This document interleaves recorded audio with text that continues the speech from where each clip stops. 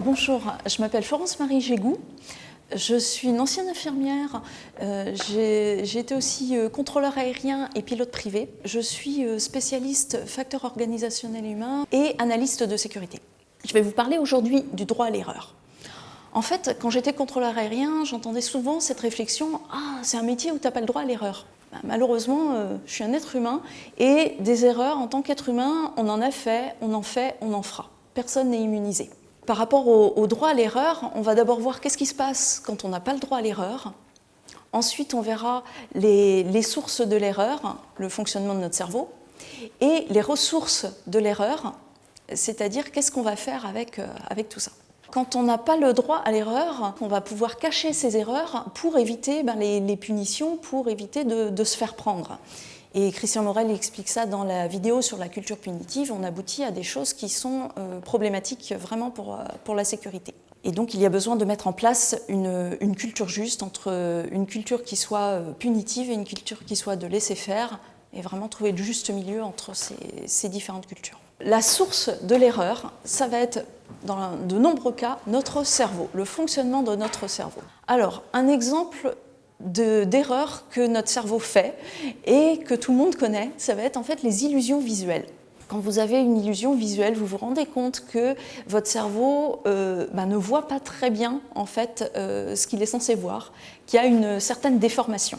Donc il y a d'autres vidéos, par exemple Pierre Rénal a fait une vidéo sur tous les biais cognitifs, parce qu'on a des illusions visuelles, on a aussi des illusions cognitives, justement, qui est un autre type d'erreur que notre cerveau peut faire. Donc si on voulait travailler sans faire d'erreur, eh bien c'est pas compliqué, il faudrait laisser son cerveau au vestiaire. L'erreur, c'est une explication simpliste à une situation qui n'est pas simple. En fait, les situations auxquelles on est confronté quand on est professionnel, quel que soit notre métier, ce sont des situations qui sont variables. On s'adapte à ces situations variables et ça a un coût. C'est en fait la variabilité de performance. Il y a une étude qui a été faite avec des pilotes qui montrait que des pilotes tout à fait confirmés, tout à fait compétents faisaient une moyenne de 6 erreurs par heure et ça n'équivaut pas à 6 crashs par heure. L'erreur est vraiment un effet secondaire de notre efficacité. Si on veut être efficace, à un moment ou à un autre, on fera des erreurs. Les ressources de l'erreur, ça va être de pouvoir détecter, récupérer et prévenir les erreurs qui peuvent être prévenues. D'abord, la détection. En fait, on a un outil précieux pour détecter les erreurs, ça va être nos doutes. À chaque fois qu'on a des petits doutes, des petits signaux internes qui nous disent « Ah tiens, t'es sûr que t'as bien mis en place la perfusion de madame machin ?» Eh bien, ça c'est un doute qui va être précieux. Qui va nous amener toujours à lever le doute. Quand on a un doute, à chaque fois, il y a besoin de lever le doute. Et en levant le doute, eh bien, on va aller récupérer notre potentielle erreur. Deux moyens de récupérer de manière individuelle, quand on s'est rendu compte qu'on a un doute par rapport à quelque chose qu'on a fait soi-même, on va faire une double vérification.